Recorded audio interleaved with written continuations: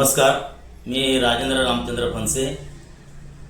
आमचे पालक, कोकणचे नेते, कोकणचे भाग्यविधाते माजी पर्यावरण मंत्री रामदासभाई कदम, आमच्या सर्वांचे आधारस्तंभ, तरुणांचे प्रेरणास्थान, गृहराज्यमंत्री नामदार योगीदादा कदम यांच्या कृपा आशीर्वादानं मला पालघर पंचायत समिती गणासाठी उमेदवारी जाहीर झालेली आहे।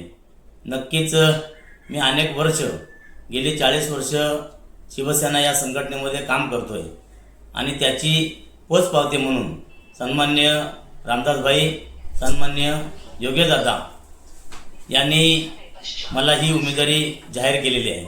माझी काही स्वप्न आहेत।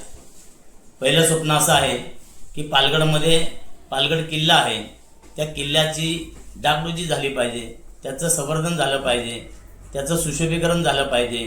त्या ठिकाणी अनेक पर्यटक येतात, त्या पर्यटकांना चांगल्या प्रकारची सुखसोयी सुविधा उपलब्ध झाली पाहिजे।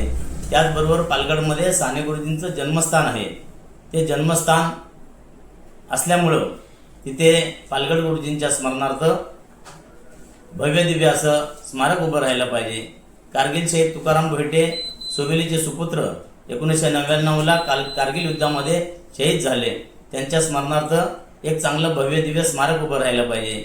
वीरचक्रप्राप्त बळीराम साळवी हे देखील देशासाठी त्यांनी चांगली कामगिरी केलेली आहे, त्यामुळे त्यांचं देखील एखादा चौक, एखादा प्रवेशद्वार चांगल्यापैकी उभं राहायला पाहिजे।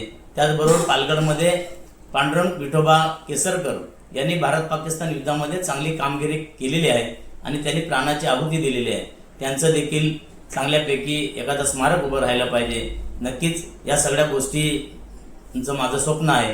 त्याचबरोबर अनेक देवस्थानं आहेत, ते देवस्थानं यात्रास्थळ झाली पाहिजेत आणि त्या यात्रास्थळामधनं देवस्थानाचं चांगल्यापैकी जीर्णोद्धार झाला पाहिजे, त्या ठिकाणी चांगल्या सुखसोयी उपलब्ध झाल्या पाहिजेत। नक्कीच हे सगळे स्वप्न पूर्ण करण्यासाठी सन्माननीय रामदासभाई कदम, सन्माननीय नामदार योगीदादा कदम यांचा कृपा आशीर्वाद मला लाभेल अशा प्रकारची इच्छा व्यक्त करतो। धन्यवाद। जय हिंद, जय महाराष्ट्र।